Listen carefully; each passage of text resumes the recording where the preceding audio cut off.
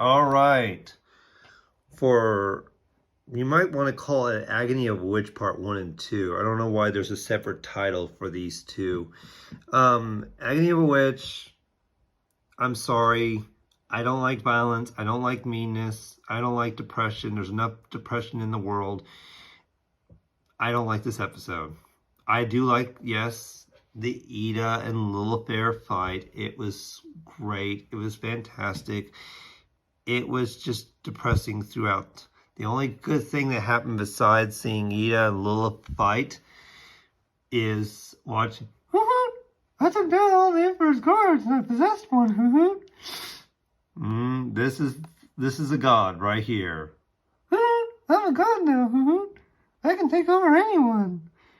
I need to get my backstory. After all, the show's called the OwlHouse. I should be the main character. Yep. So yeah.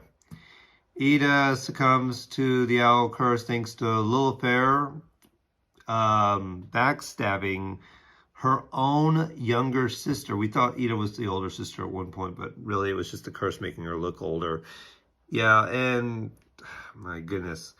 Lilith, you are a terrible big sister. You curse your sister while she's asleep, and then you try to impale my kindred spirit on spikes just to get Ida to transform into her harpy mode or her owl beast mode. Yeah, no, I don't care how nerdy they make her in season 2. That's reprehensible on all counts.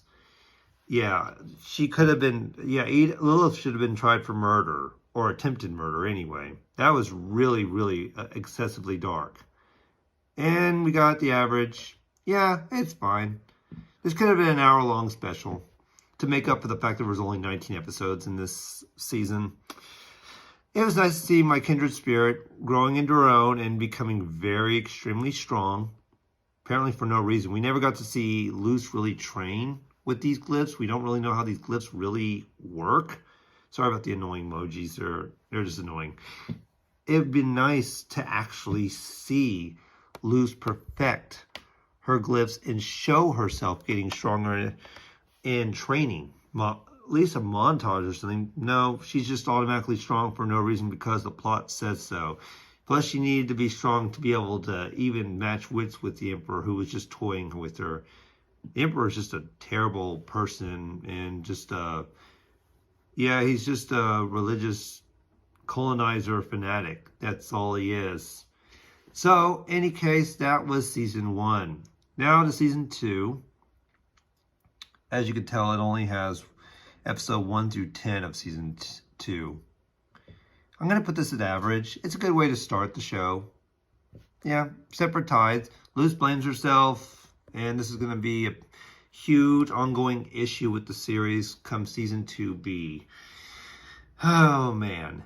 And the show stops and just waits for Luce to just open her mouth and explain what her problem is. She just hides things instead of being proactive. She, on season 1, when there was a problem, she used to be proactive and would chip off the Emperor's mask and just go full frontal assault. In season 2, especially, this comes really big apparent in season 2B, where she would just go moping around somewhere and just not tell anyone her problem, and she just has to wait for the 3rd or 4th act of the episode to start talking. It's a really annoying thing, but at least it doesn't take away from my enjoyment. Oh yeah, and Lilith and Hootie become friends.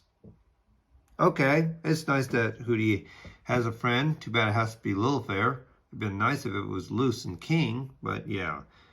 The bloodshed continues. Other than the shipping, this is an okay episode. Amity's parents are just terrible. They're the worst. Completely the worst people in the entire planet. Yeah, Amity's mom is reprehensible. And yeah, what do you expect from the show? The parents are always in the wrong, and the children are always in the right. That's how these shows kind of really genuinely work, especially nowadays. But it was nice to see some relationship improvements. Luce blushed for the first time when Amity says, "Stay away from my Luce," which is great. Lilifer and Ida get to have a sister moment when they helped each other learn more spells and help protect King from an uncontrollable ice cliff that Ida set loose. I'll talk more about season 2 once I do it. Do the review on Cartoon Lovers ZXC. Echoes of the Past, pretty good. Really, it's nice that they gave King something other than just being annoying, because I really think we should have been exploring Hootie's backstory. King just seems kind of just boring. King is kind of like Gus. He's kind of just not that interesting. King and Gus actually interact a few times in the series. They're kind of like the same characters. They're kind of unimportant, and yet they kind of get some kind of spotlight. More King than Gus, but yeah, it's nice. King's a Titan or something. I'll just reveal more of that on season 2B review. John Luke didn't amount to anything. Oh yeah, I forgot to say the scrying spell, whatever it is that Lilifer got for Ida, Luce, and King, and Hootie, didn't come into play at all because the first 2 episodes were probably made before the shortening or something, so that's why there was things left on the table that never were resolved. Jean-Luc probably was supposed to have a bigger integral role. He never shows up again after this episode, other than just being a mannequin. Okay, we get a useless... I don't know if you want to call this a fail episode or a bad episode, but Ida's mom is an anti-vaxxer. Yep, Gwendolyn's just an anti-vaxxer. She doesn't understand that those medicines that Ida takes helps her fight the curse off. And that's kind of all that's going on, and all Lilifer and King do throughout most of the episode until Lilith reveals her harpy form being much gigantic than Ida's. They just mope around throughout the whole episode, going talking about how they have parent issues. Not very interesting. While Ida's mom steals all of Ida's elixir, so Ida and Lilith transform into, well, there's Harpy Lilith and Harpy Owl Ida. Yeah, and I don't think we ever see this form again for Lilifer, but Ida, we will see it again on, I'll put quote unquote, season 3, which is just 3 specials. That's not a season. We finally get the kiss on this one, and it kind of steals Gus's thunder because Gus was supposed to be the main character of this episode, but Lumity overshadows this episode. They find the book. I mean, seriously, it's like going to the Pentagon and they just find the book. There's no effort to it. They just walk into the hidden library with all these books, and they just find the book they need of Philip Whittabang. You know how big a library is and how hard it is to find a book in a library? How that is so quick. It's like they teleported to the section.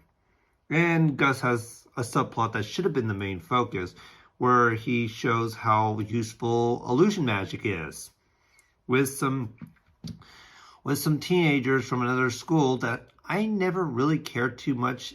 And I am so glad that we never really see them again, except one of the characters shows up on episode 7. And I'll just talk about that later on. But the kiss was nice. The cheek kiss. And it's not really an official kiss. It's just a kiss on the cheek saying, "Good job, Luce. You always work your way into people's hearts." So, yeah, that's nice. The kiss was great. Hunter, it's an average episode. We find out he's a victim. Luce is helping. I meant to say Bella, so I just changed the sentence to Luce is helping Hunter evade Kikimora. And I'm trying to do something right now. I'm filming right now. So Luce helps Hunter evade Kikimora from trying to kill him. And Luce at the same time has to protect some talisman from Hunter, giving it to his evil evil Uncle Bellows who eats palisman. They're made out of wood. I don't really feel much attachment to palismans other than Amity's palisman ghost. They're made out of wood. They're just wood carvings of animals that come to life. I don't know how you can get attached to these things. Okay, so yeah, it's good. I'm not the hugest fan of Hunter, but he's fine. He's kind of a Gary Stu. And episode 7, yeah, this episode's okay. I'm not the biggest fan of Rain. He, she, they're fine. They seem just kind of like an NPC, a non-playable character. Mainly, their goal is to A, be against the Emperor, and B, be Ida's boyfriend or girlfriend. That's kind of it. Other than that, he, she, they are just nice. That's it. They're nice. They used to date Ida, and they're against the Emperor. That's it. Kind of a plain character in my eye. And my kindred spirit Luce goes with King on Ida's Albert staff to some sort of weird grudge bee, maybe flyer derby. She comes in 5th place. At first we thought it was 1st place, but King accidentally had indigestion, and he just, how do I say this tastefully?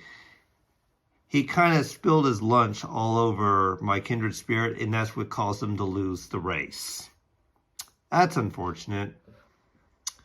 Last good episode, well, second to last good episode of season 2, we get to see everyone get canon.